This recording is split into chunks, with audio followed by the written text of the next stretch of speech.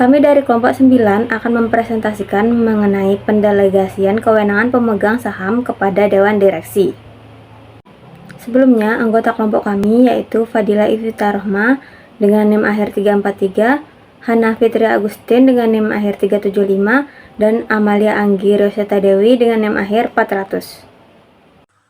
Video ini akan membahas terkait pendelegasian kekuasaan pemegang saham kepada Dewan Direksi. Pemegang saham memiliki kekuasaan tertinggi dalam perusahaan, namun dalam praktiknya, terutama di perusahaan-perusahaan yang besar, kekuasaan tersebut biasanya akan didelegasikan kepada manajemen melalui Dewan Direksi. Dewan Direksi bertanggung jawab untuk menjalankan kontrol hukum dan operasional atas nama pemegang saham. Mekanisme tata kelola perusahaan diperlukan untuk memastikan bahwa manajemen bertindak sesuai dengan tujuan perusahaan.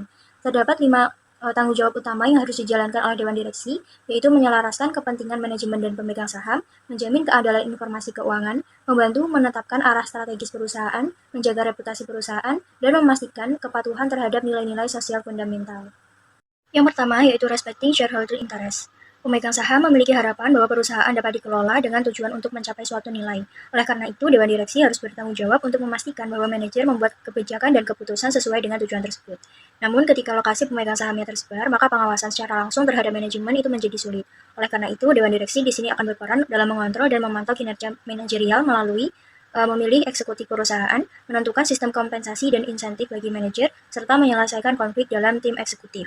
Untuk menjaga objektivitas, Dewan Direksi akan membentuk komite seperti komite kompensasi, nominasi, tata kelola perusahaan. Komite ini diisi oleh anggota Dewan Independen untuk menghindari konflik kepentingan. Selanjutnya, terkait yang sudah disinggung pada slide pertama, yaitu Dewan Direksi harus menyelaraskan kepentingan manajemen dan pemegang saham. Maksudnya adalah Dewan Direksi harus memastikan bahwa perusahaan dikelola dengan menciptakan nilai dan menjadikan kepentingan pemegang saham sebagai prioritas utama. Karena kepemilikan dan kendali perusahaan itu seringkali terpisah, menyebabkan konflik kepentingan. Maka Dewan Direksi harus mengantisipasi dan meminimalkan konflik antara manajer dan pemegang saham, menentukan sistem kompensasi berbasis kinerja agar kepentingan manajer dan pemegang saham bisa selaras, serta mengevaluasi kinerja manajerial secara berkala. Salah satu cara efektif yang dapat untuk menyelaraskan kepentingan kedua belah pihak yaitu melalui kompensasi berbasis kinerja, seperti bonus, saham perusahaan, atau insentif lain yang dikaitkan dengan pencapaian target bisnis dapat mendorong manajer untuk mengambil keputusan yang menguntungkan pemegang saham dalam jangka panjang. Melalui sistem ini, manajer akan lebih terdorong untuk meningkatkan profitabilitas dan nilai suatu perusahaan. Selanjutnya terkait pentingnya independensi pada Dewan Direksi. Agar pengawasan dapat berjalan secara objektif, maka Dewan Direksi harus didominasi oleh anggota independen. Jika terlalu banyak eksekutif dalam Dewan, maka pengawasan akan menjadi kurang efektif. Oleh karena itu, seorang CEO tidak boleh merangkap sebagai ketua Dewan. Mayoritas anggota harus independen, yaitu bukan dari karyawan atau pihak yang memiliki hubungan bisnis dengan perusahaan, dan hanya anggota independen yang boleh ikut dalam komite evaluasi dan kompensasi eksekutif. Namun sebuah riset oleh Bagat dan Blake pada tahun 2002 menunjukkan bahwa terlalu banyak independensi dapat menghambat peran Dewan dalam memberi saran dan melindungi reputasi perusahaan. Karena Dewan Direksi itu tidak hanya bertugas dalam mengawasi, namun juga memberikan saran serta melindungi reputasi perusahaan. Nah, agar dapat melaksanakan tugasnya tersebut dengan baik, maka mereka membutuhkan informasi yang hanya bisa diberikan oleh manajemen. Oleh sebab itu, penting untuk menemukan keseimbangan, yaitu dengan jumlah manajer dalam Dewan itu harus lebih sedikit dibandingkan dengan anggota independen. Dan mereka tidak boleh masuk dalam komite yang menentukan gaji atau mengevaluasi kinerja mereka sendiri. Di sini saya akan menjelaskan terkait kualitas informasi dan komite audit. Di dalam sebuah perusahaan terdapat ketimpangan informasi antara manajer dan juga pemegang kepentingan, seperti pemegang saham ataupun dewan direksi. Manajer memiliki kontrol penuh atas informasi perusahaan, sehingga penyampaian informasi bergantung pada transparansi dari pihak manajer. Perusahaan tentunya memiliki regulasi yang harus diikuti terkait dengan keterbukaan informasi, namun aturan ini tuh hanya mencakup terkait informasi keuangan dan laporan historis. Sedangkan Dewan Direksi membutuhkan informasi yang jauh lebih luas guna mengambil keputusan strategis perusahaan di masa depan. Dan tidak semua dewan direksi memiliki keahlian dalam akuntansi dan standar hukum. Oleh karena itu, dibentuklah komite audit yang memiliki peran penting untuk memastikan informasi yang diterima itu akurat, transparan, dan mematuhi aturan. Tugas utama dari komite audit itu meliputi yang pertama merekomendasikan auditor eksternal, yang kedua menyetujui dan mengawasi pelaksanaan audit, yang ketiga memastikan rekomendasi dari auditor itu dijalankan, yang keempat adalah mengakses auditor internal untuk mendapatkan informasi yang relevan. Dewan Direksi memiliki tanggung jawab fidusia guna memastikan bahwa informasi yang disampaikan kepada publik, seperti laporan keuangan dan pengumuman perusahaan, telah memenuhi standar hukum yang berlaku. Namun, untuk tanggung jawab isi informasi terkait laporan keuangan dan juga pengumuman perusahaan, tersebut bukan tanggung jawab Dewan Direksi secara langsung, melainkan menjadi tanggung jawab dari CEO dan Divisi Finance, karena Divisi Finance memiliki akses langsung terhadap laporan keuangan. Jadi, manajer memiliki kecenderungan untuk mengontrol informasi guna mempertahankan kekuasaan mereka sehingga bersikap tidak transparan tentang informasi perusahaan. Salah satu cara untuk mengurangi ketimpangan informasi ini adalah dengan memasukkan manajer ke dalam dewan direksi. Meskipun harus dilakukan dengan keseimbangan agar independensi tetap terjaga. Berikut merupakan kualitas informasi yang diterima dan oleh dewan direksi dapat dilihat dari komposisi dan cara kerja dari komite audit, kemudian catatan rapat komite audit terkait dengan dokumen yang dibahas dan ditindaklanjuti. Yang ketiga adalah adakah perbedaan antara informasi yang dimiliki oleh manajer dengan yang diberikan kepada dewan direksi. Tata kelola perusahaan itu tidak hanya bergantung pada struktur dewan direksi saja, melainkan juga pada peran dewan direksi dalam menciptakan dan mengawasi strategi perusahaan. Dewan direksi harus memiliki keahlian, sifat yang objektif, dan juga wawasan yang luas untuk memberikan saran yang strategis, di mana saran ini tuh belum tentu bisa diberikan oleh pihak manajemen. Dewan direksi juga harus terdiri dari individu dengan keahlian yang beragam, yang mampu memahami sisi positif kompetitif perusahaan dan juga tantangan strategisnya. Mereka bertanggung jawab untuk memastikan bahwa keputusan strategis perusahaan akan menciptakan nilai dalam jangka panjang, tidak hanya mengawasi dan mengontrol kinerja manajerial. Dewan direksi juga harus aktif berkontribusi dalam pengambilan keputusan besar.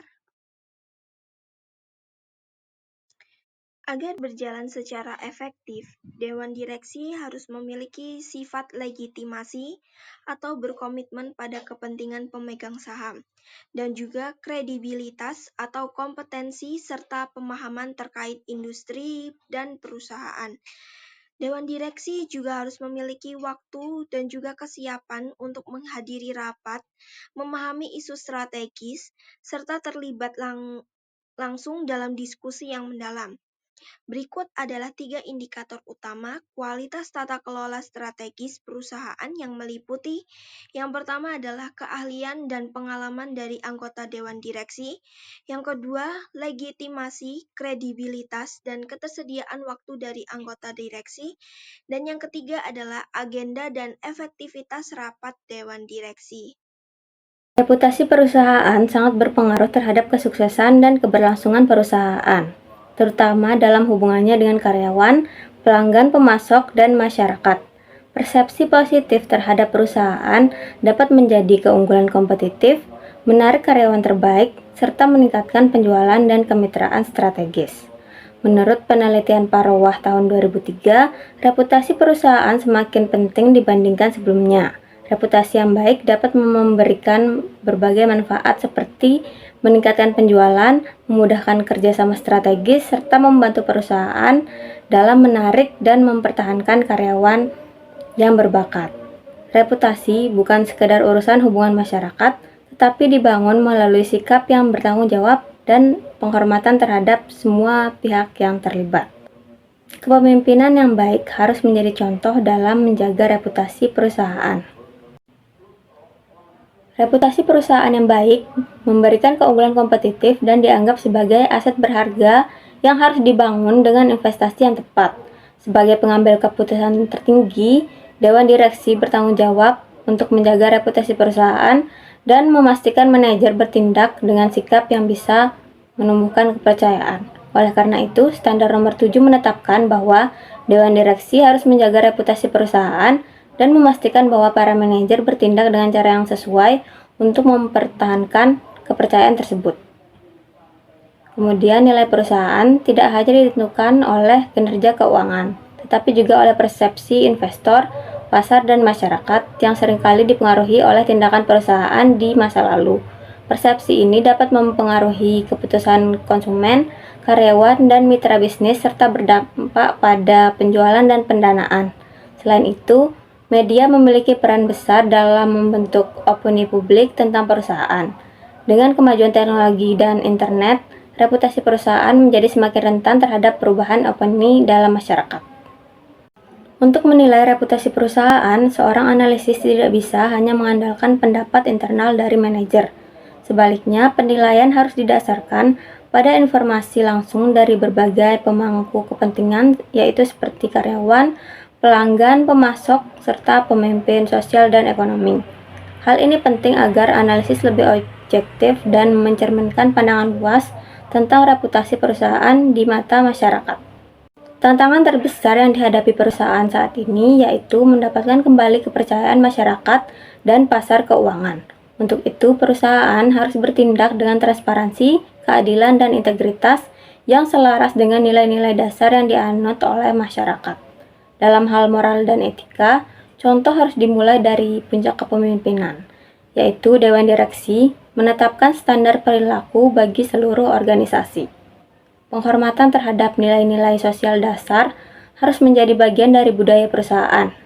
Dewan Direksi harus bertanggung jawab untuk memastikan nilai-nilai ini mempengaruhi pengambilan keputusan dan kebijakan perusahaan. Selain itu, karena eksekutif sering menghadapi keputusan kompleks dengan informasi yang terbatas, diperlukan sistem nilai sebagai pedoman. Dewan Direksi harus menetapkan mekanisme evaluasi dan pemantauan agar seluruh anggota perusahaan bertindak dengan jujur, adil, dan berintegritas. Nilai-nilai sosial tersebut menjadi dasar bagi standar nomor 8, yaitu Dewan Direksi harus memastikan bahwa perusahaan menghormati nilai-nilai sosial yang fundamental. Manajer seringkali harus membuat keputusan cepat, terutama dalam situasi yang tidak terduga. Dalam keadaan seperti ini, nilai-nilai dasar dalam masyarakat seperti kejujuran dan keadilan bisa menjadi panduan terbaik. Meskipun perusahaan memiliki kode etik, namun menerapkannya tidak semudah membuatnya. Karena itu, perlu adanya orang atau tim khusus yang memastikan aturan etika benar-benar dijalankan. Kemudian agar efektif, individu atau komite etika harus ditunjuk dan melapor langsung kepada Dewan Direksi untuk memastikan kepatuhan tersebut. Selanjutnya itu cara menilai keseriusan perusahaan dalam menjalankan nilai-nilai sosial, yaitu analisis dapat melihat beberapa indikator seperti apakah perusahaan memiliki kode etik, nilai-nilai yang mendasarinya, serta bagaimana aturan etika tersebut diterapkan. Selain itu, penting juga untuk melihat apakah ada mekanisme yang memastikan aturan ini dipatuhi dan apakah ada sanksi bagi yang melanggar.